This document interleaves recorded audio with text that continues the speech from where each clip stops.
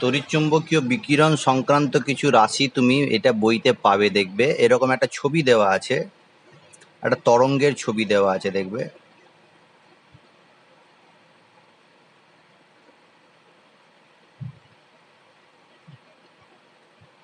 এরকম একটা ছবি দেওয়া আছে, ঠিক আছে। কয়েকটা টার্ম, কয়েকটা রাশির কথা বলবো, সেগুলো একটু মনে রাখবে এখন আপাতত। শুধু কাকে বলে জেনে নিলেই হবে, ব্যাপারটা বুঝে নিলেই হবে।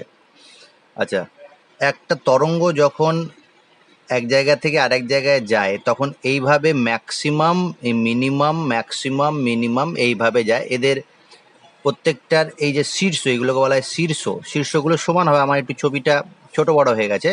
শীর্ষ বলে এগুলোকে, আর এগুলোকে বলা হয় দ্রোণী। নিচে এগুলোকে বলা হয় দ্রোণী, ঠিক আছে, এগুলোকে বলা হয় দ্রোণী।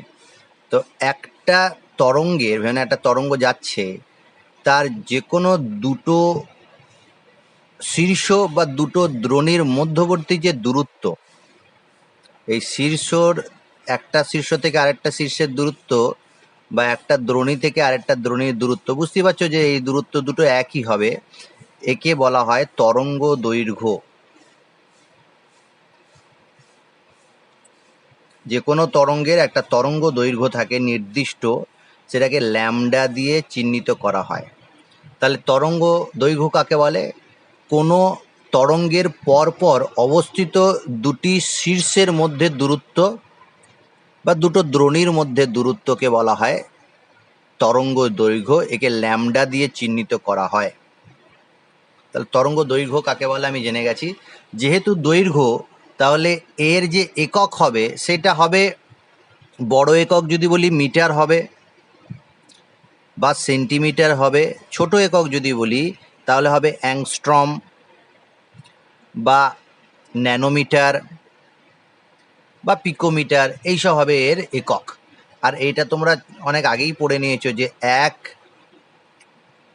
অ্যাংস্ট্রম সমান 10⁻⁻8 সেন্টিমিটার বা 10⁻⁻10 মিটার। আর পিকোমিটার বা ন্যানোমিটারও তুমি যদি করতে চাও করতে পারবে। যেমন 1 অ্যাংস্ট্রম সমান 0.1 ন্যানোমিটার। এই ন্যানোমিটারটা এখনই জেনে নাও, ন্যানোমিটার কাকে বলে। ন্যানোমিটার হচ্ছে যে 1 ন্যানোমিটার সমান 10⁻⁻9 মিটার। তাহলে বুঝতে পারছো 1 অ্যাংস্ট্রম সমান 0.9 ন্যানোমিটার হবে, কারণ 1 অ্যাংস্ট্রম সমান 10⁻10 মিটার। তাহলে এটা হচ্ছে ন্যানোমিটার। আর একটা জেনে নাও যে 1 পিকোমিটার সমান 10⁻12 সেন্টিমিটার। এটা হচ্ছে 1 পিকোমিটার। এগুলো একটু জেনে নেওয়া ভালো। এটা মিটার হবে, হ্যাঁ, 10⁻12 মিটার। তাহলে এগুলো ছোট রাশি, খুব ছোট ছোট রাশি। এগুলো এখন জেনে নাও, পরবর্তীকালে কাজে লাগবে নিউমেরিক্যাল প্রবলেম করতে গেলে, অঙ্কগুলো করতে গেলে। তাহলে তরঙ্গ দৈর্ঘ্য কাকে বলে আমাদের জানা হয়ে গেল, একে ল্যামডা দিয়ে চিহ্নিত করা হয়। এরপরে আরেকটা টার্ম বা একটা রাশি আসছে, সেটাকে বলছি কম্পাঙ্ক। এগুলো থেকে ফিজিক্সে তুমি পড়েছো, একবার করে জেনে নাও। কম্পাঙ্ক, একে ইংলিশে বলা হয় ফ্রিকোয়েন্সি। যেমন তরঙ্গ দৈর্ঘ্যকে বলা হয় ওয়েভ লেন্থ, ওয়েভ লেন্থ। একে বলা হয় ফ্রিকোয়েন্সি।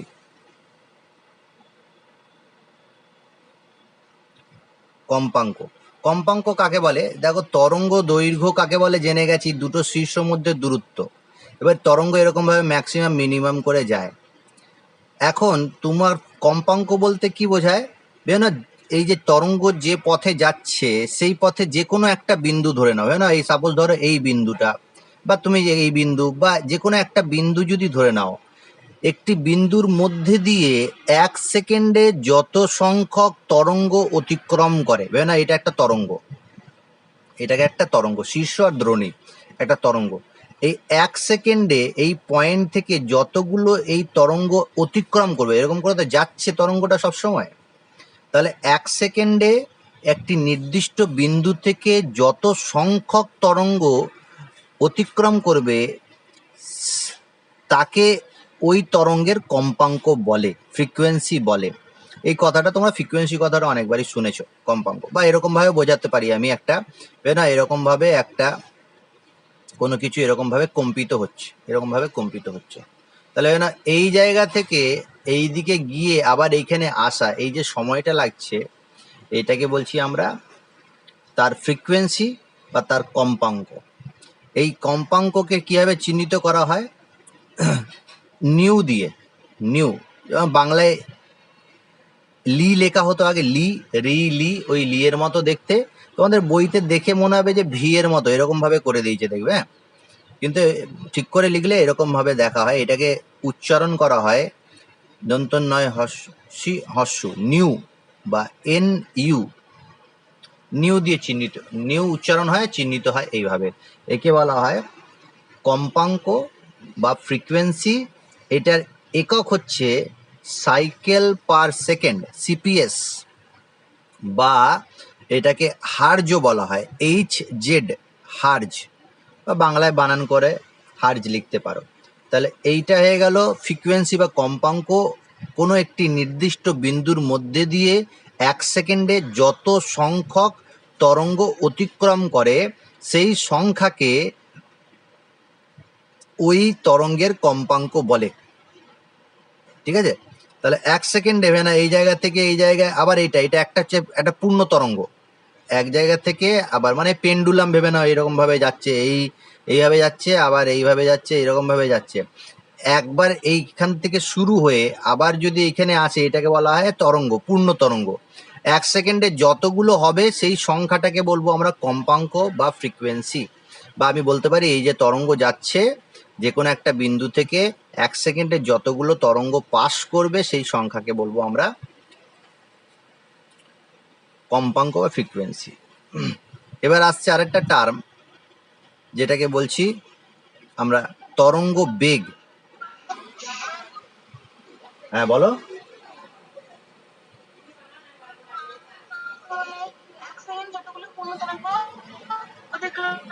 সেই সংখ্যাটা, হ্যাঁ, তরঙ্গ বেগ। তরঙ্গ বেগ কাকে বলে? এটাকে সাধারণত সি দিয়ে চিহ্নিত করা হয়।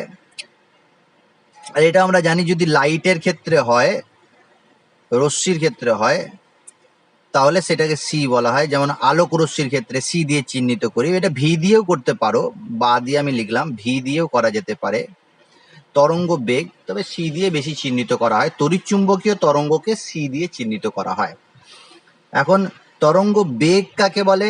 দেখো, 1 সেকেন্ডে কোনো তরঙ্গ যে দূরত্ব অতিক্রম করে, ভেবে নাও একটা তরঙ্গ এরকম ভাবে যাচ্ছে, 1 সেকেন্ডে, পার সেকেন্ডে সে যতটা ডিস্টেন্স বা যতটা দূরত্ব সে অতিক্রম করলো সেইটাকে বলা হয় বেগ। আমরা জানি বেগ কাকে বলে, প্রতি সেকেন্ডে অতিক্রান্ত দূরত্বকে বলা হয় বেগ। মানে 1 সেকেন্ডে একটা তরঙ্গ 5 সেন্টিমিটার গেছে, তাহলে তার বেগ হচ্ছে 5 সেন্টিমিটার পার সেকেন্ড। বুঝতে পারছি ব্যাপারটা? তাহলে একে বলা হয়, যেমন আলোর বেগ, আমি যদি আলো একটা তরঙ্গ, তাহলে আলোর তরঙ্গ বেগটা কত? সি সমান আমরা জানি আলোর ক্ষেত্রে কত, 3 × 10⁻10 সেন্টিমিটার পার সেকেন্ড, বা 3 × 10⁸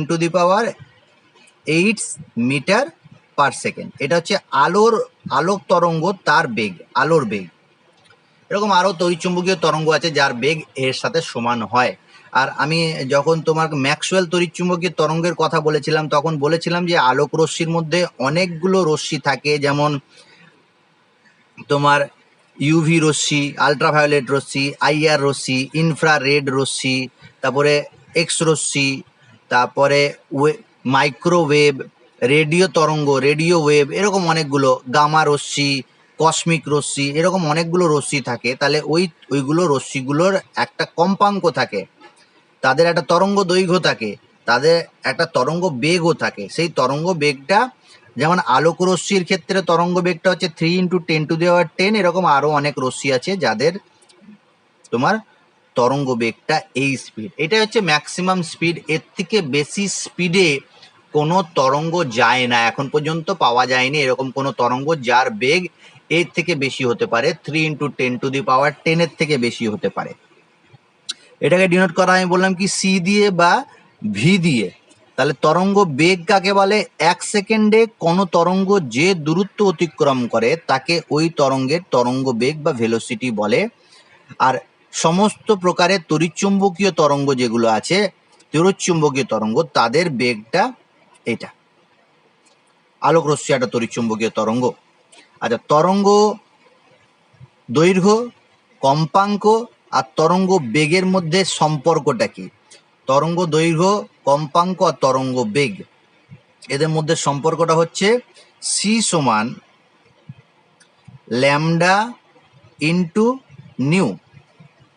সি সমান ল্যামডা ইন্টু নিউ, বা আমি বলতে পারি ল্যামডা সমান বা নিউ সমান, বলো নিউ সমান সি বাই ল্যামডা। এই ফর্মুলাটা মনে রাখবে, নিউ সমান সি বাই ল্যামডা, এইটা খুব বেশি প্রয়োজনীয়। আর এখান থেকে দেখো পেয়ে যাচ্ছে সি সমান ল্যামডা ইন্টু নিউ। তাহলে সি সমান ল্যামডা ইন্টু নিউ বা নিউ সমান সি বাই ল্যামডা, এইটা খুব মনে রাখার দরকার আছে। এবার আসছে লাস্ট একটা টার্ম, সেটা বললেই এই টপিকটা হয়ে যাবে, সেটা হচ্ছে তরঙ্গ সংখ্যা।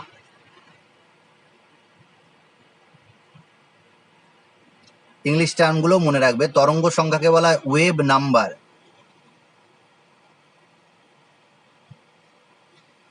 ওয়েভ নাম্বার একে কিভাবে ডিনোট করা হয়? নিউ লিখেছি আমরা ফ্রিকোয়েন্সি, নিউটার মাথায় একটা বার দিয়ে দেবে, একে বলা হয় তরঙ্গ সংখ্যা বা ওয়েভ নাম্বার। ওয়েভ নাম্বার কাকে বলা হয়? প্রতি সেমি দৈর্ঘ্যে কোনো তরঙ্গ দ্বারা সৃষ্ট পূর্ণ তরঙ্গের সংখ্যাকে, না এইটা এরকম ভাবে একটা তরঙ্গ যাচ্ছে, ছবিটা ঠিক হলো না, এরকম ভাবে যাচ্ছে, ঠিক আছে। এবার কি বলছে? প্রতি সেন্টিমিটার দৈর্ঘ্যে, না এইখান থেকে এইটার, আমি ধরলাম সাপোজ এই দূরত্বটা 1 সেন্টিমিটার, এটা 1 সেন্টিমিটার এই ডিস্টেন্সটা। তাহলে বলছি কি প্রতি সেন্টিমিটার দৈর্ঘ্যে কোনো তরঙ্গ দ্বারা সৃষ্ট পূর্ণ তরঙ্গের সংখ্যা। এখানে না এই 1 সেন্টিমিটারে একটা তরঙ্গ, দুটো তরঙ্গ, 3টে তরঙ্গ যাচ্ছে। এখানে ছবিটা একটু ঠিক করে নেবে, যেন 3টে তরঙ্গ যাচ্ছে। 1 সেন্টিমিটার দূরত্বে কটা তরঙ্গ আছে? পূর্ণ 3টে। তাহলে তরঙ্গ সংখ্যা হয়ে গেলে 3। বা ভেবে নাও তরঙ্গ 1 সেন্টিমিটার দূরত্বে ছোট ছোট আছে, ভেবে নাও এরকম ভাবে, তাহলে 1 সেন্টিমিটার ভেবে নাও 10টা আছে, তাহলে তরঙ্গ সংখ্যা কত হয়ে গেল? 10। তাহলে 1 সেন্টিমিটার দৈর্ঘ্যে যতগুলো পূর্ণ তরঙ্গ থাকে সেই সংখ্যাকে বলা হয় তরঙ্গ সংখ্যা, ওয়েভ নাম্বার। এই নিউ বারটাকে লেখা হয় 1/λ। দেখো এই ল্যামডা কি? একটা তরঙ্গের দৈর্ঘ্য, তাহলে তরঙ্গ সংখ্যা কত হবে? 1 সেন্টিমিটারে যতটা থাকবে 1/λ। এই ফর্মুলাটাও তোমাকে মনে রাখতে হবে। এই দুটো ফর্মুলা থেকে অনেক কাজ পরবর্তীকালে করা যাবে। এই নিউ বার সমান 1/λ আর নিউ সমান c/λ। তাহলে এইটা হয়ে গেল তড়িৎচুম্বকীয় তরঙ্গ সংক্রান্ত কিছু রাশি: তরঙ্গ দৈর্ঘ্য, কম্পাঙ্ক, তরঙ্গ বেগ, তরঙ্গ সংখ্যা। এই 4টে রাশি মনে রাখবে। আর তোমাদের বইতে পেয়ে যাবে, দেখবে কোথাও কোনো এক জায়গায়, আমার কাছে পুরোনো বইটা আছে, এরকম ভাবে দেখবে একটা ছবি দেওয়া আছে কোথায়, আর সেই টার্মগুলো সব জায়গায় লেখা আছে। ম্যাক্সওয়েলের তড়িৎচুম্বকীয় তরঙ্গের ওই জায়গাটায় দেখে নেবে। এটা পড়ানোর উদ্দেশ্য হলো আমি এরপরে যে টপিকটা পড়াবো সেখানে তরঙ্গ, তরঙ্গ দৈর্ঘ্য, তরঙ্গ সংখ্যা, এগুলো এই টার্মগুলো থাকবে। সেই জন্য আমি একটু তরঙ্গের একটা তোমাদেরকে ছোট্ট একটা ধারণা দিয়ে দিলাম। ফিজিক্সের ক্ষেত্রে আরো ডিটেলসে তোমরা পড়বে, আলোক রশ্মি আছে তোমাদের ফিজিক্সে, বা শব্দতেও আছে, তুমি কম্পাঙ্ক, তরঙ্গ দৈর্ঘ্য সব পড়বে। কেমিস্ট্রিতে এইটুকু জানলেই হবে। এরপরে যে টপিকটা আজকে আমি স্টার্ট করব, যেটাই আমার আছে পড়ানোর টপিক, সেটা হচ্ছে ডি ব্রোগলির সমীকরণ। ডি ব্রোগলি সমীকরণ তোমাদের বইতে এটা পাবে, একটু শেষের দিকে পাবে। আমি টপিকটার নামটা বলছি, তুমি তাহলে ওইটা খুঁজে বের করতে পারবে। সেটা হচ্ছে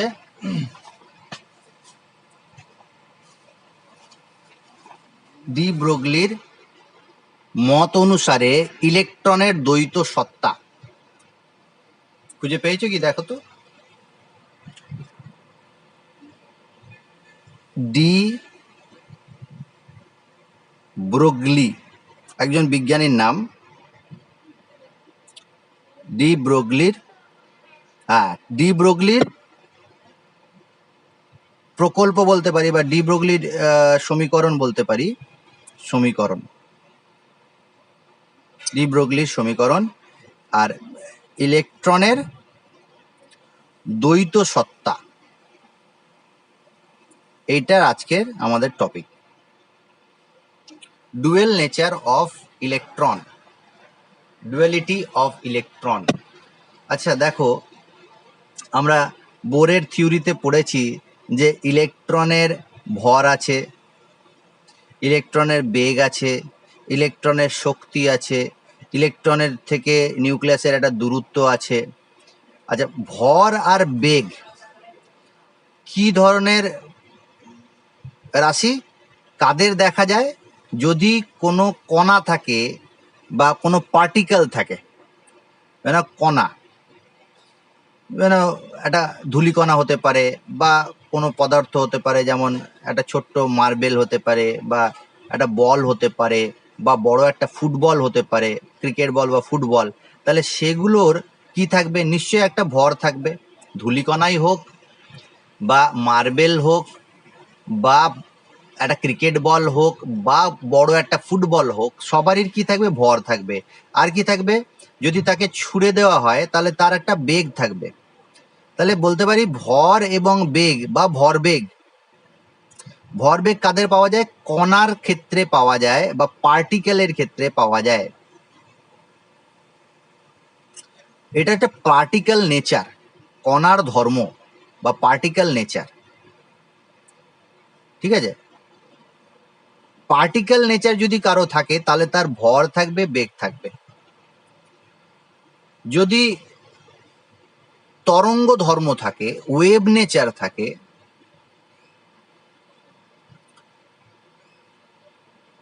তরঙ্গ ধর্ম, তাহলে কি দেখা যাবে তার মধ্যে? আমি একটু আগেই বলেছি, তরঙ্গের ক্ষেত্রে কি দেখা যাবে? তরঙ্গ দৈর্ঘ্য দেখা যাবে, কম্পাঙ্ক দেখা যাবে, এইসব জিনিস দেখা যাবে। তরঙ্গ দৈর্ঘ্য, কম্পাঙ্ক, ওয়েভ নাম্বার, এইসব দেখা যাবে যদি তরঙ্গ ধর্ম থাকে।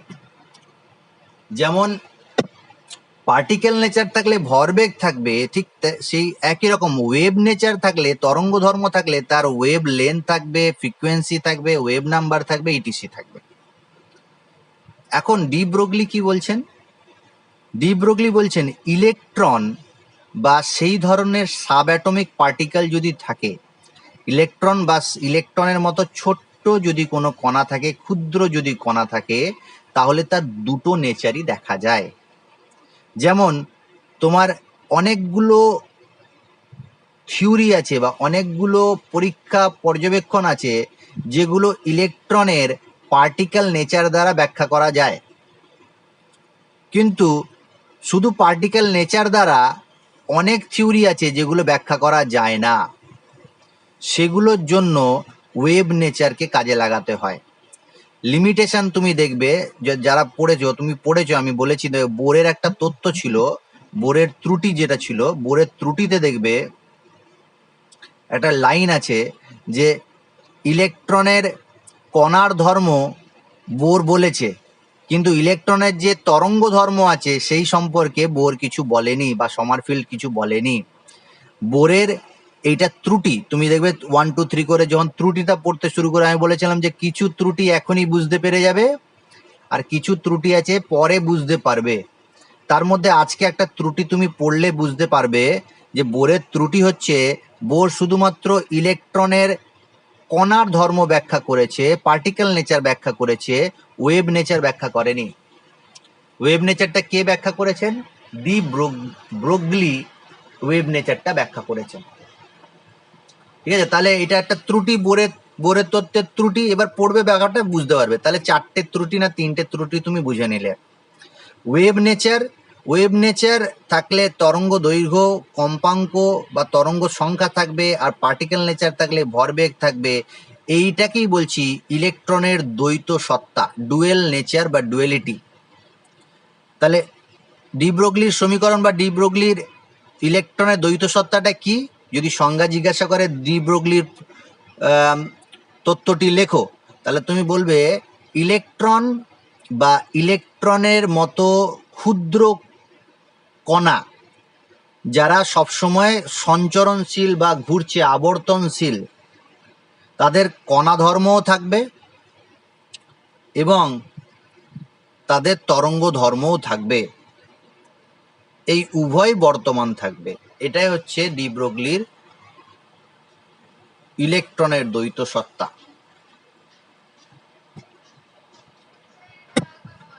হ্যাঁ, ইলেকট্রন বা ইলেকট্রনের মতো ক্ষুদ্র কণিকা যারা সবসময় আবর্তনশীল বা সঞ্চরণশীল, ঘুরছে বা আবর্তন করছে বা চলছে, তাদের ক্ষেত্রে কণার ধর্মও থাকবে এবং তরঙ্গ ধর্মই থাকবে, দুটো ধর্মই বর্তমান থাকবে। এইটাকে বলছি ডি ব্রগলির দ্বৈত সত্তা।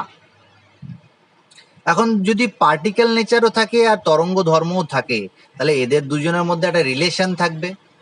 এই রিলেশনটা কিন্তু ডি ব্রগলি দিয়েছিলেন পার্টিকেল নেচার আর ওয়েভলেন্থ বা তরঙ্গ ধর্মর জন্য। এই যে রিলেশন, ওয়েভ নেচারের সাথে পার্টিকেল নেচারের ধর্ম মিল বা সমীকরণ, যেটা কি ছিল, ল্যামডা সমান এইচ বাই এম ভি বা এইচ বাই এম সিও লিখতে পারো যদি সেটা তড়িৎচুম্বকীয় তরঙ্গ থাকে। কিন্তু বলে দিই, এখানে একটা তরঙ্গের কথা যেটা বলছি আমরা, এখানে যে তরঙ্গের কথা বলছি এটাকে বলছি ডি ব্রগলি তরঙ্গ। ডি ব্রগলির তরঙ্গ, এটা কিন্তু তড়িৎচুম্বকীয় তরঙ্গ নয়, এটাকে বলা হয় ম্যাটার ওয়েভ। বাংলায় কি বলছে দেখো তো,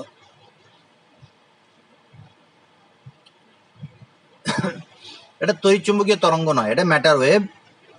পদার্থের তরঙ্গ ধর্ম, অর্থাৎ কোনো পদার্থের তরঙ্গ ধর্ম, কোনো লাইটের তরঙ্গ ধর্ম নয়, তড়িৎচুম্বকীয় তরঙ্গ নয়। এটা ডি ব্রগলির তরঙ্গ দৈর্ঘ্য বলা হয় বা ডি ব্রগলির তরঙ্গ বলা হয়। ল্যামডা সেটা সমান এইচ বাই এম ভি। এই সিটাও মনে রাখো, বেগকে বোঝাচ্ছে তাই সি লিখেছি আমি। আর লিখতে পারি এইচ বাই পি। পিটা কি? পি হচ্ছে এম ভি, ভরবেগ। পিকে বলা হয় ভরবেগ বা মোমেন্টাম বলা হয় ইংলিশে, মোমেন্টাম। এই এই যে সমীকরণটা লিখেছি এটা হচ্ছে ডি ব্রগলির সমীকরণ। এই সমীকরণটা খুব গুরুত্বপূর্ণ একটা সমীকরণ, নিটে বলো বা তোমার এইচএস লেভেলে প্রচুর কোশ্চেন এখান থেকে থাকে। তাহলে এবার এই যে সমীকরণটা প্রতিষ্ঠা করলেন ডি ব্রগলি, সেই সমীকরণটা কিভাবে তিনি পেলেন, ল্যামডা সমান এইচ বাই এম ভি বা ল্যামডা সমান এইচ বাই পি বা এইচ বাই এম সি, এই সমীকরণটা কোথা থেকে তিনি পেলেন? আর এই সমীকরণের জন্য কিন্তু ডি ব্রগলি নোবেল প্রাইজ পান। ডি ব্রগলি নোবেল প্রাইজ পেয়েছিলেন কিন্তু এই সমীকরণটা প্রতিষ্ঠা করার জন্য। কোথা থেকে পেয়েছেন দেখো, এইখানে এইচটা কি আমরা জেনে গেছি, প্ল্যাঙ্ক কনস্ট্যান্ট। এম ইলেকট্রন বা ওই জাতীয় কোনো কণার ভর, আর এটা হচ্ছে তরঙ্গ দৈর্ঘ্য, ডি ব্রগলির তরঙ্গ দৈর্ঘ্য, বেগ, তরঙ্গ বেগ, আর এটা হচ্ছে তরঙ্গ দৈর্ঘ্য।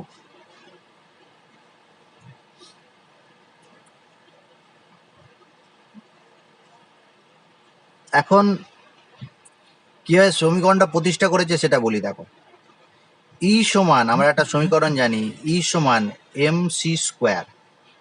এই সমীকরণটা কার তোমরা জানো? আইনস্টাইনের সমীকরণ এটা, E equals to M C square. আর একটা সমীকরণ দেখবে তোমাদের বইতেই আছে, E equals to H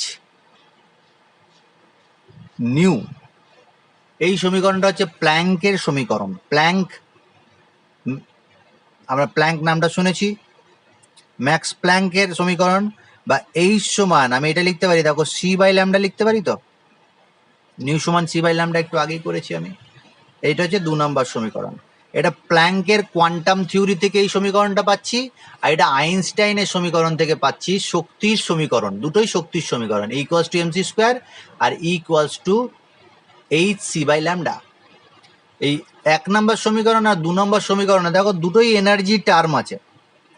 de Broglie কি করলেন, এই দুটো এনার্জি টার্মকে সমান করে দিলেন, এম সি স্কোয়ার সমান এইচ সি বাই ল্যামডা। তাহলে এখান থেকে যদি আমি ল্যামডা বের করি কি হবে, ল্যামডা সমান কি পাবে, এইচ বাই এম সি বা এইচ বাই, যদি সিটাকে ভি ধরি তাহলে ভি বা এইচ বাই পি। এই সমীকরণটা তিনি প্রতিষ্ঠা করলেন। দেখো খুব সহজেই সমীকরণটা প্রতিষ্ঠা হচ্ছে। তোমাদের ইনফরমেশন দিই একটা, যে এই ইকুয়ালস টু এমসি স্কোয়ারের জন্য কিন্তু আইনস্টাইন কোনো নোবেল প্রাইজ পায়নি, আর প্ল্যাঙ্ক এই থিওরির জন্য কোনো নোবেল প্রাইজ পায়নি, এই ইকুয়েশনের জন্য পায়নি, কিন্তু এইটার জন্য কি হলো, ডি ব্রগলি পেয়ে গেলেন, নোবেল প্রাইজ পেয়ে গেলেন। এত গুরুত্বপূর্ণ একটা সমীকরণ। এই সমীকরণ থেকে তুমি আরেকটা জিনিস দেখতে পাচ্ছ, দেখো ল্যামডা আর ভরবেগের মধ্যে সম্পর্ক, এইচটা কি কনস্ট্যান্ট, তো তাহলে ল্যামডার সাথে ভরবেগের সম্পর্ক কি, 1/mv, ব্যস্তানুপাতিক সম্পর্ক। এই জায়গাটা ভালো করে শোনো। এখন আমি যেটা বলতে চাইছি যে একটা পার্টিকেল বা একটা কণার দুটো ধর্ম থাকবে, কে বলছে, ডি ব্রগলি। একটা থাকবে কণা ধর্ম আর একটা তরঙ্গ ধর্ম। এদের মধ্যে রিলেশনটা কি, ল্যামডার সমান এইচ বাই এমভি বা এইচ বাই এমসি। এখন তোমার যদি কণাটা ক্ষুদ্র থাকে, ছোট্ট থাকে, তাহলে তার ভরবেগ কি হবে, কম হবে। যদি ভরবেগ কম হয় তাহলে তার মধ্যে তরঙ্গ দৈর্ঘ্য বেশি থাকবে, আর তরঙ্গ দৈর্ঘ্য যদি বেশি থাকে তাহলে তার ভরবেগ কম হবে। অর্থাৎ আমি এটাকে এরকম ভাবে লিখতে পারি, তরঙ্গ ধর্ম ব্যস্তানুপাতিক 1 বাই কণা ধর্ম। এইটাই আমাদের এই পুরো থিওরিতে জানার বিষয়, এটা গুরুত্বপূর্ণ বিষয় এটাই। তরঙ্গ দৈর্ঘ্য যদি বা তরঙ্গ ধর্ম যদি বৃদ্ধি পায় তাহলে তার কণা ধর্ম হ্রাস পাবে, আর কণা ধর্ম যদি হ্রাস পায় তাহলে তার তরঙ্গ ধর্ম বৃদ্ধি পাবে। অর্থাৎ ইলেকট্রন, তুমি বলো ইলেকট্রন এর ভর কি হবে, বেগ কি হবে, ইলেকট্রনের ভর কি হবে বলো, কম হবে না বেশি হবে? ইলেকট্রনের ভর অনেক কম, তাহলে ইলেকট্রনের ভর যেহেতু কম তার তরঙ্গ ধর্ম কিন্তু বেশি। আবার আমি যদি বলি ক্রিকেট বল, তাহলে ক্রিকেট বলের ভর কি হবে, বেশি, তাহলে তার কণা ধর্ম বেশি হবে, তরঙ্গ ধর্ম কম হবে। অর্থাৎ একটা ক্রিকেট বলের ক্ষেত্রে আমরা কোনোদিন ভাবতে পারি না যে তার ওয়েভ নেচার আছে, বা একটা ফুটবলের ক্ষেত্রে আমরা কোনোদিন ভাবতে পারি না যে তার ওয়েভ নেচার আছে। কারণ কি, তার ভর বেশি, বেগ বেশি। ভরবেগ যদি বেশি হয় তাহলে তার কণা ধর্ম বেশি হবে। আমরা ফুটবলকে পার্টিকেল বা বলকে, ক্রিকেট বলকে পার্টিকেল বলতে পারি, কিন্তু আমি যদি ধূলিকণা ভাবি, ছোট্ট ক্ষুদ্র ধূলিকণা, তাহলে তার কিন্তু একটা ওয়েভ নেচার অ্যারাইজ করবে, ওয়েভ নেচার দেখা যাবে। ঠিক আছে, যেমন আমি তোমাকে একটা কোশ্চেন দিচ্ছি, এই কোশ্চেনটা তুমি বইতে পাবে, যে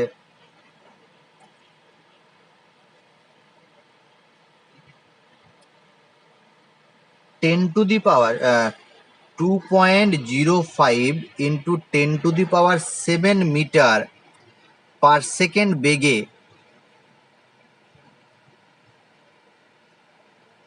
একটি ইলেকট্রন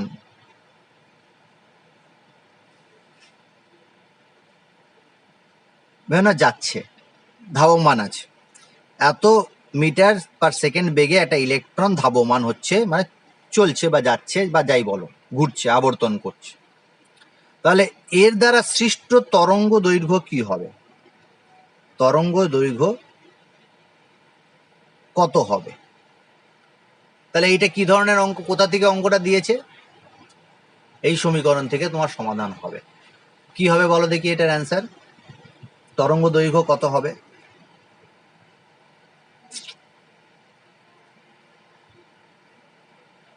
ফর্মুলা জানি, ল্যামডা সমান, আমরা জানি ল্যামডা সমান H/mv।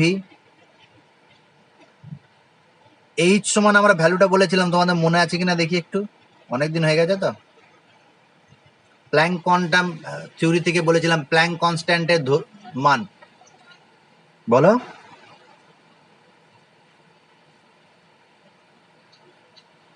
সিক্স 6.626। হ্যাঁ, 6.626 ইন্টু 10⁻⁻, এসআই একক যদি বলি -34। 6.626 ইন্টু 10⁻⁻34, আমি পরের পাতায় দেখাচ্ছি।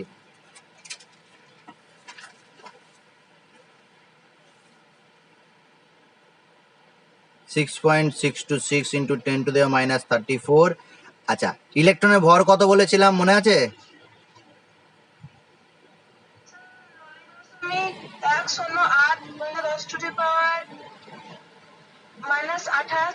28 গ্রাম, আর কেজি হলে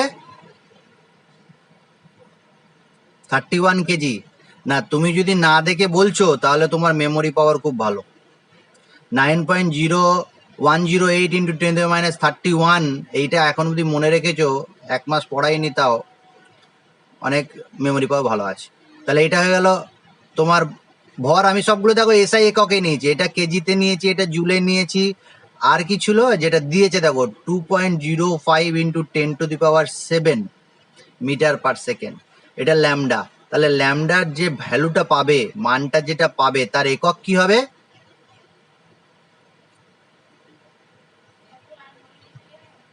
সবগুলো এসআই ইউনিটে নিয়েছি। আর তরঙ্গ দৈর্ঘ্যের একক কি হবে?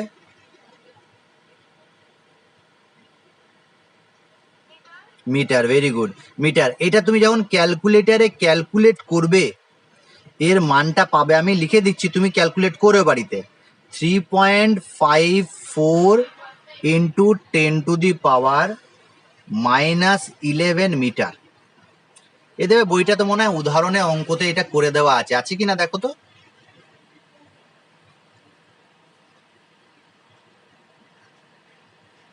করে দেওয়া আছে কি? উদাহরণে কিছু অঙ্ক করে দেওয়া আছে, দেখো এখানে। এই অঙ্কটা নেই, কিন্তু এই ধরনের অঙ্ক করে দেওয়া আছে, তাই তো? আচ্ছা, ঠিক আছে। আচ্ছা, আমি যেটা বলছিলাম, তাহলে ইলেকট্রনের ক্ষেত্রে দেখো তুমি একটা তরঙ্গ দৈর্ঘ্য পেলে, কিন্তু একটা ক্রিকেট বল বা ফুটবলের ক্ষেত্রে তরঙ্গ দৈর্ঘ্যটা এতটা পাবে না।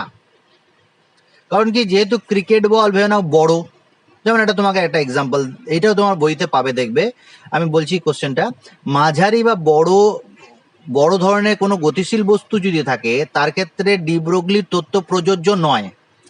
বড় বল বা মাঝারি বল বা ওই ধরনের কোনো বস্তু যদি থাকে, তার ক্ষেত্রে ডি ব্রগলি প্রকল্প প্রযোজ্য নয়। কেন প্রযোজ্য নয়?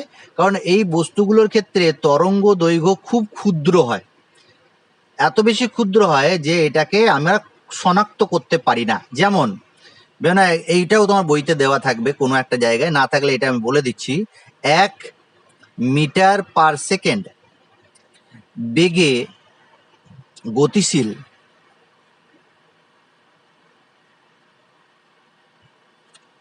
200 গ্রাম। 200 গ্রাম মানে নিশ্চয়ই ভারী একটা বস্তু। 200 গ্রাম মানে 0.2 কেজি। 0.2 কেজি। 200 গ্রাম ভরের একটি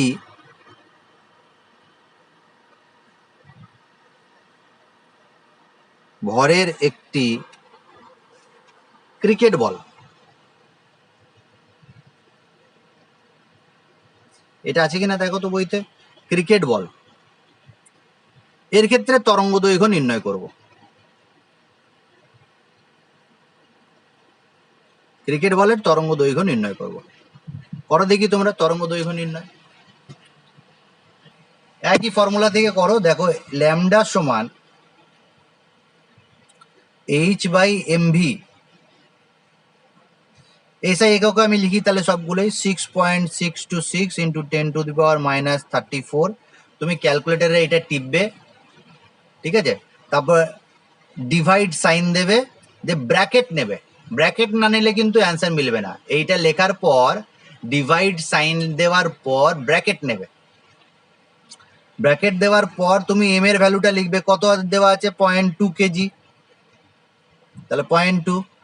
আচ্ছা, আর যেহেতু অসুবিধা নেই 1 আছে, তারপরে 1 মিটার পার সেকেন্ড, তাহলে এইটা দেওয়ার পর ডিভাইডেড বাই 0.2 করে দিলে হয়ে যাবে, একবারই হয়ে যাবে। এটা তোমার বড় বড় তো নেই, 3-4টে এখানে নিচে থাকলে তখন অসুবিধা হতো।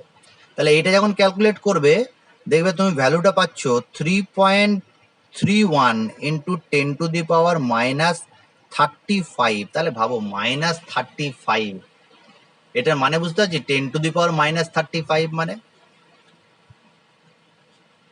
1কে ভাগ করব কতকে, এইটাকে ভাগ করব কতকে, খুবই ছোট রাশি, বুঝতে পারছি তো, খুবই ছোট রাশি। এই রাশির মান খুবই ছোট, তাই এত ক্ষুদ্র কণা বা এত ক্ষুদ্র তরঙ্গ দৈর্ঘ্য শনাক্ত করা সম্ভব নয়, সহজ নয় বা সম্ভব নয়। তাহলে যত বড় আকার হবে তত তোমার তরঙ্গ দৈর্ঘ্য কমবে, তরঙ্গ ধর্ম কমবে। তাই আমরা যখনই এই পেনের ক্ষেত্রে বা এই বড় একটা বইয়ের ক্ষেত্রে আমরা তরঙ্গ ধর্মটাকে কল্পনা করতে পারি না। কিন্তু ছোট কণা যদি থাকে, ক্ষুদ্র কণা বা ইলেকট্রনের মতো ছোট্ট ধূলিকণা বা ইলেকট্রনের মতো ছোট্ট কণা থাকে, তাহলে তার ক্ষেত্রে তরঙ্গ দৈর্ঘ্যের অস্তিত্ব আছে। এরকম তুমি নিউমেরিক্যাল অনেকগুলো প্রবলেম পাবে। সেই নিউমেরিক্যাল প্রবলেমগুলো তুমি কি করবে, এখন উদাহরণের অঙ্কগুলো আগে দেখবে। উদাহরণের অঙ্ক দেখার পর তুমি ক্যালকুলেটরে টিপে টিপে অ্যান্সারগুলো বের করার চেষ্টা করবে, দেখবে মিলছে কিনা অ্যান্সারগুলো। ভুল হবে। আর ব্র্যাকেট ব্যবহার করবে, যত বেশি ব্র্যাকেট ব্যবহার করে কাজ করবে তত তুমি পারবে। আমি মনে করব তুমি পারবে, ভালোই পারবে। তুমি একবারে সবগুলো লিখবে না, তুমি ধাপে ধাপে এখন শেখো। যেমন এইটার ক্ষেত্রে আমি যদি করি, তাহলে এইটা প্রথমে লিখবো, এই 10⁻⁻ কি করে লিখবো, দেখবে তোমাদের ক্যালকুলেটারে এরকম একটা সাইন আছে, এরকম ভাবে দেখবে, এরকম আছে তো, এরকম একটা সাইন আছে, ওইটা টিপবে, তখনই ওইটা 10⁻, এটা পাওয়ার হয়ে গেল। 10 লিখে এটা দিবে, তাহলে পাওয়ার হয়ে গেল। এবার এখানে একটা মাইনাস সাইন দেবে, 34 লিখে দেবে, তাহলে এটা পাওয়ার লেখার পদ্ধতি। যেমন আমার কাছে ভেবে নাও ক্যালকুলেটর আছে, আমি তোমাকে দেখাচ্ছি।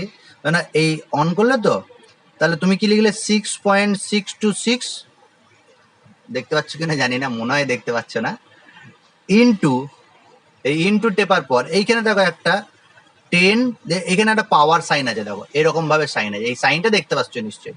এইটা টিপবে, পাওয়ার হয়ে যাবে, এইটা টিপলে পাওয়ার হয়ে যাবে। এবার -34 লিখে দিলে, তাহলে এইটা একটা পেয়ে গেলে, উপরের রাশিটা পেয়ে গেলে। তো আমি ইকুয়ালস টু টিপে দিয়ে ইচ্ছা করি, এটা টিপে দিলে এটা হয়ে গেল। ডিভাইড সাইন দেবে, অ্যান্সার ডিভাইড সাইন দেবে, ব্র্যাকেট নেবে, ব্র্যাকেট লেখার পর নিচের সাইনটা নেবে, ব্র্যাকেট ক্লোজ করে ইকুয়ালস টু টিপবে, আবার ডিভাইড সাইন নিয়ে করতে পারো। তাহলে ধাপে ধাপে করবে, দেখবে হয়ে যাবে, ধাপে ধাপে করবে, হয়ে যাবে, মিলে যাবে। চেষ্টা করবে একটু, আমার কাছে থাকলে আমি শিখিয়ে দিতাম, এখন যেহেতু তোমরা আসতে পারছো না। তাহলে এইটা একটা পেলাম। তাহলে আমি কি জানতে পারলাম, তীব্র বেগে ধাবমান কোনো বস্তুর ভরবেগ কণাটি দ্বারা সৃষ্ট তরঙ্গ দৈর্ঘ্যের ব্যস্তানুপাতিক, অর্থাৎ তরঙ্গ ধর্ম বা তরঙ্গ দৈর্ঘ্য ব্যস্তানুপাতিক ভরবেগ, এটা পেয়ে গেছি আমরা। এখান পর্যন্ত বুঝতে কোনো অসুবিধা তোমাদের হবে না। এবার এই ডি ব্রগলি সমীকরণের প্রতিষ্ঠানটা আমরা করে দিলাম, কোথা থেকে পেয়েছি, আরো কিছু টার্ম আছে সেটা একটু জেনে নাও। আচ্ছা, তরঙ্গ দৈর্ঘ্যের সাথে তরঙ্গ দৈর্ঘ্য, এটা লিখে নাও, এবং গতিশক্তি মধ্যে সম্পর্ক, তরঙ্গ দৈর্ঘ্য আর গতিশক্তি বা কাইনেটিক এনার্জি আর ওয়েভলেন্থের মধ্যে রিলেশন, এই রিলেশন থেকেও কিছু নিউমেরিক্যাল দেয়। তোমরা জানো কাইনেটিক এনার্জিকে আমি যদি লিখি ই, নিচে লিখি ছোট্ট করে কে ই কাইনেটিক এনার্জি, বা তুমি শুধুমাত্র এটাকে ই দিয়েও চিহ্নিত করতে পারো, তোমাদের বইতে মনে হয় ই দিয়ে চিহ্নিত করেছে বা দিয়ে লিখেছি। ই কাইনেটিক এনার্জি। গতিশক্তির ফর্মুলা কি মনে আছে তোমাদের?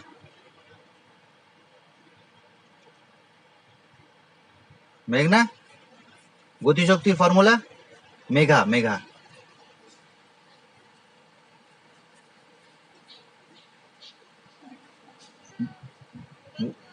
ভুলে ভুলে গেছো হাফ এমভি স্কোয়ার, মনে পড়লো? Kinetic energy half MV square না? হ্যাঁ, গতিশক্তি হাফ এমভি স্কোয়ার। তাহলে এমটা হচ্ছে ভর আর ভিটা হচ্ছে বেগ।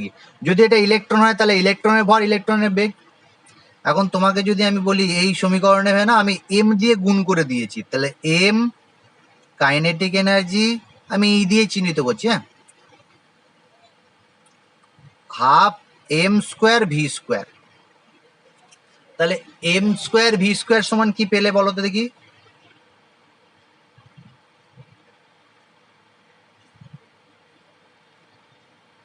টু এম ই পাচ্ছি, two M E, two M E পেয়ে গেলাম। ঠিক আছে, এবার দেখো আমি এইটা একটা সমীকরণ দিয়ে দিলাম না, 1 নম্বর সমীকরণ। আর তুমি আরেকটা জানো, দেখো ডি ব্রগলি সমীকরণ থেকে তুমি কি জানো? ল্যামডা সমান এইচ বাই এম ভি।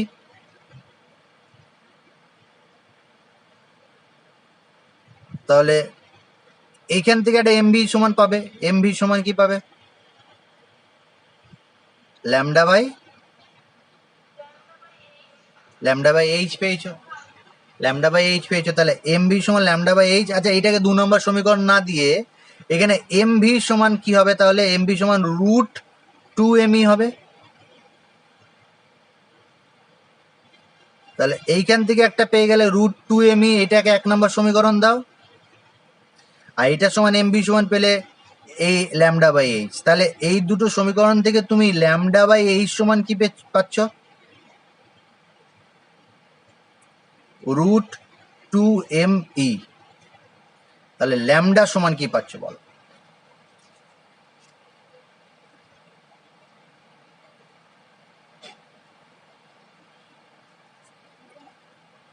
এটা আমি তো ভুল করেছি, তুমি বললে না? এম বাই ভি সমান কি হচ্ছে? এম বাই ভি সমান হচ্ছে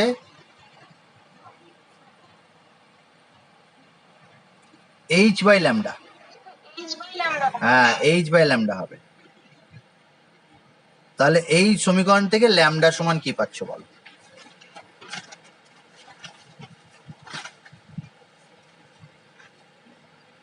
এই সমীকরণ থেকে তুমি পাচ্ছ ল্যামডা সমান H by root two small M capital E. এই ফর্মুলাটাকে বক্স করে রেখে দাও। এটা হচ্ছে তরঙ্গ দৈর্ঘ্য এবং গতিশক্তির মধ্যে সম্পর্ক। মানে এখান থেকে কি নিউমেরিক্যাল প্রবলেম তোমাকে দিতে পারে? একটা নিউমেরিক্যাল প্রবলেম আমি তোমাকে বলছি, তুমি করার চেষ্টা করো, দেখি পারছো কিনা।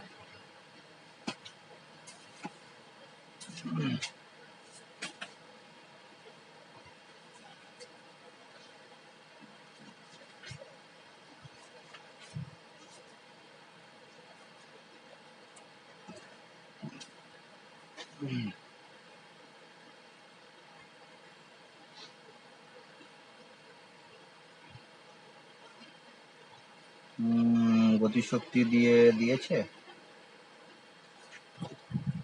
হ্যাঁ, এইখান থেকে নিউমেরিক্যাল প্রবলেমগুলো আমি তোমাকে হোয়াটসঅ্যাপে পাঠিয়ে দেবো, সেই নিউমেরিক্যাল প্রবলেমগুলো করে নেবে। অর্থাৎ তোমাকে ল্যামডা দিয়ে দিয়েছে, তরঙ্গ আর ভর বলে দিয়েছে, আর গতিশক্তি নির্ণয় করতে বলেছে। এরকম অনেক টাইপের অঙ্ক আছে। হ্যাঁ, তাহলে এখান থেকে তুমি অঙ্কগুলো করে নিতে পারবে, গতিশক্তি রিলেটেড অঙ্কগুলো করে নিতে পারবে। এরকম অনেক কোশ্চেনই তোমাকে আমি পাঠিয়ে দেবো আজকে। যেগুলো উদাহরণে করে দেওয়া আছে সেগুলো তুমি ক্যালকুলেটারে করবে, খাতায় করতে হবে না। ক্যালকুলেটারে ক্যালকুলেশনগুলো শিখে নেবে। আর যেগুলো তোমার করে দেওয়া নেই সেগুলো করে দেবে, আমি যেগুলো পাঠিয়ে দেবো সেগুলো করবে, খাতায় চেষ্টা করবে, দেখবে পারবে। আচ্ছা, আরেকটা ভেবে নাও, তোমার প্রমাণ করতে দেয়, এই প্রমাণটা বলে দিই আজকে। প্রমাণ করো বা প্রতিষ্ঠা করো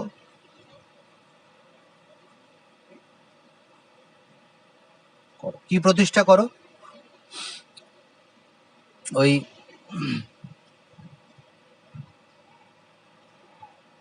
বোরের থিওরি মনে আছে? বোরের তত্ত্ব, এম ভি আর সমান N into H by two pi.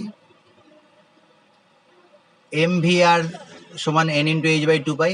এইখান থেকে তোমাকে প্রতিষ্ঠা করতে দিয়ে যে নাও ল্যামডা সমান এইচ বাই এম ভি। এটা প্রতিষ্ঠা করতে দিয়েছে, বা প্রমাণ করো কোশ্চেনটা না দিয়ে প্রতিষ্ঠা করোটাই দেয়। প্রমাণ আর কি করতে বলবে, প্রতিষ্ঠা করো ডি ব্রগলির প্রকল্প থেকে, বোরের তত্ত্ব থেকে ডি ব্রগলির তত্ত্ব, এটা তোমার দেয়। বা তোমাকে দেয় ডি ব্রগলির সমীকরণ থেকে বোরের তত্ত্ব, দুটোই দিতে পারে। ডি ব্রগলির থেকে বোর দিতে পারে, বোর থেকে ডি ব্রগলি দিতে পারে, দুটোই। তবে না, আমি ডি ব্রগলির প্রকল্প থেকে বোরের তত্ত্বটা প্রমাণ করছি। ডি ব্রগলির প্রকল্প থেকে বা ডি ব্রগলির সাহায্য নিয়ে, তোমাদের বইতে দেখবে হেডিং দেওয়া আছে ডি ব্রগলির সমীকরণ থেকে বোর ইলেকট্রনের কৌণিক ভরবেগ সমীকরণটি উপপাদন, এরকম দেওয়া আছে দেখবে। আচ্ছা, এইখানে একটা জিনিস ভাবো, কেন একটা কক্ষ আছে, যে কক্ষতে বা যে অরবিটে ইলেকট্রন আবর্তন করছে, এটা বেনাও নিউক্লিয়াস, আর এইখানে বেনাও ইলেকট্রন আবর্তন করছে। ইলেকট্রন আবর্তন করলে, যদি ইলেকট্রন তরঙ্গের আকারে আবর্তন করে, তাহলে কিরকম আবর্তন করবে? সে এরকম ভাবে আবর্তন করবে, তাই না? এরকম ভাবে আবর্তন, এখানে একটু ভুল হয়ে গেল, এরকম ভাবে তরঙ্গের আকারে আবর্তন করবে। বড় থাকলে বড়, ছোট থাকলে ছোট, এরকম ভাবে। বড় থাকলে, বড় কক্ষটা বড় থাকলে বেশি তরঙ্গ দৈর্ঘ্য হবে বা তরঙ্গ সংখ্যা বেশি হবে, ছোট থাকলে কম হবে। এইভাবে তরঙ্গের আকারে সে আবর্তন করে। এবার নির্দিষ্ট ব্যাসার্ধের কক্ষপথে ইলেকট্রন যখন আবর্তন করে, তাহলে ইলেকট্রনের কক্ষপথের যে পরিধি, এই পরিধিটা কত হবে? যদি ব্যাসার্ধ হয় আর, তাহলে পরিধি কি হবে? কক্ষপথের পরিধি 2πr। কক্ষপথের পরিধি কার সাথে সমান হবে? 2πrটা কার সাথে সমান হবে? বলছে যদি তরঙ্গের আকারে সে আবর্তন করে, তাহলে তরঙ্গ দৈর্ঘ্য আছে একটা, এর তরঙ্গ দৈর্ঘ্য আছে, এই তরঙ্গ দৈর্ঘ্য আর একটা সরল গুণিতকের গুণফল, মানে n ইন্টু ল্যামডা। কক্ষপথের পরিধি কার সাথে সমান হবে? n ইন্টু ল্যামডা, অর্থাৎ তরঙ্গ দৈর্ঘ্যের একটা সরল গুণিতক হবে। অর্থাৎ একটা হতে পারে, দুটো হতে পারে, তিনটে হতে পারে, চারটে হতে পারে। এমনকি যদি 3 নাম্বার কক্ষে থাকে, তাহলে n এর ভ্যালু 3, 4 নাম্বার কক্ষে থাকে, 4 এর ভ্যালু, n এর ভ্যালু 4, এরকম ভাবে হবে। এইটা একটা থিওরি, এটাও এখন আপাতত মনে রাখো যে কক্ষপথের পরিধি হবে তরঙ্গ দৈর্ঘ্যের সরল গুণিতক। তাহলে এইটা, এখান থেকে ল্যামডা সমান কি পেলে? 2πr/n। এনটা মনে রাখবে সবসময় পূর্ণ সংখ্যা, 1 2 3 ডট ডট, শূন্য বা ভগ্নাংশ হবে না, আগেও বলেছি। তো এইটা পেলাম ল্যামডার সমান এটা 2πr/n। আর ডি ব্রগলি প্রকল্প অনুযায়ী কি জানো? জানি ল্যামডার সমান h/mv। ল্যামডা সমান h/mv। তাহলে এখানে পাচ্ছি ল্যামডা সমান 2πr/n, আর এখানে পাচ্ছি ল্যামডা সমান h/mv। এটা 1 আর 2 যদি বলি, তাহলে 1 আর 2 থেকে আমরা কি পাচ্ছি?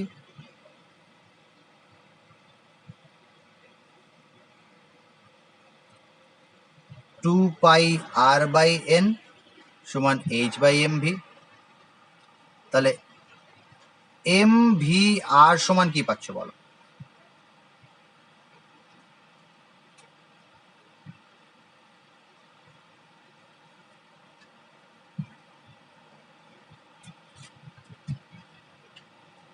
mvr সমান কি পাচ্ছ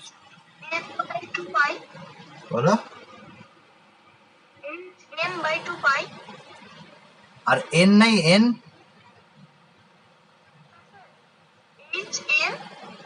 hm/2π। হ্যাঁ, তা আমি এটাকে এরকম ভাবে লিখতে পারি তো, n ইন্টু h/2π। তাহলে এটা কার কার তত্ত্ব, কার প্রকল্প, প্রকল্প বলছি কার থিওরি? বোরের থিওরি, বোরের তত্ত্ব এটা।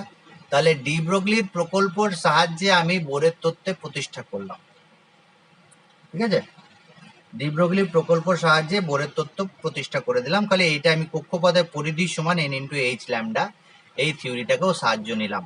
এখন যদি আমাকে দেয় বোরের থিওরি থেকে ডি ব্রগলির প্রকল্প নির্ণয় করো, বোরের থিওরি থেকে ডি ব্রগলির তত্ত্বটা বের করো, তখন কি হবে?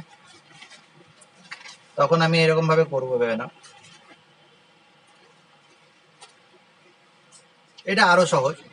মানে আমরা জানি এম ভি আর সমান এন ইন্টু এইচ বাই 2 পাই, এটা বোরের তত্ত্ব।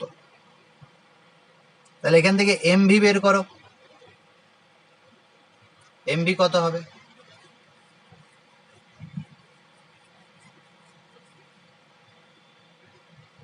A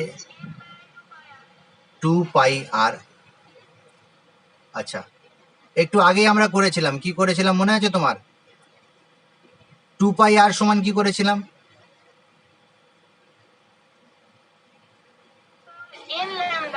N lambda. তাহলে এইখান থেকে ল্যামডা সমান কি পাবে?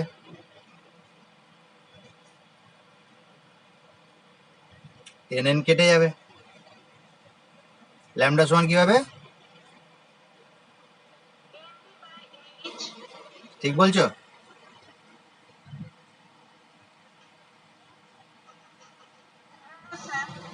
ল্যামডা, হ্যাঁ, এইচ বাই এম ভি। এটা কার থিওরি? De Broglie. তাহলে বোরের তত্ত্ব থেকে ডি ব্রগলি চলে এলাম, একটু আগে ডি ব্রগলি থেকে বোরের তত্ত্বতেও গেলাম। ঠিক আছে, এইগুলো করবে, আর কিছু নিউমেরিক্যাল প্রবলেম থাকবে সেইগুলোও করবে।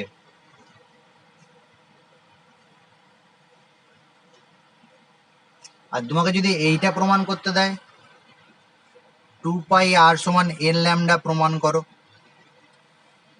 2 পাই আর সমান এন ল্যামডা, এটা প্রমাণ করতে যদি তোমাকে দিয়ে দেয় বোরের তত্ত্বের সাহায্যে আর ডি ব্রগলির তত্ত্বের সাহায্যে, দেখো আমরা এটা প্রমাণ করছি, এটা লাস্ট প্রমাণ, যে এম ভি আর সমান এন ইন্টু এইচ বাই 2 পাই, এটা হচ্ছে বোরের তত্ত্ব। এখান থেকে এম ভি সমান কি, একটু আগেই লিখেছি আমরা, এম ভি সমান হচ্ছে এন এইচ বাই 2 পাই আর। ঠিক আছে, তাহলে এখান থেকে লিখো 2 পাই আর ইকুয়ালস টু, বের করো, N into H by M V, তাই তো? আচ্ছা, ডি ব্রগলি প্রকল্প অনুযায়ী আমরা কি জানি, এইচ বাই এম ভি সমান কি?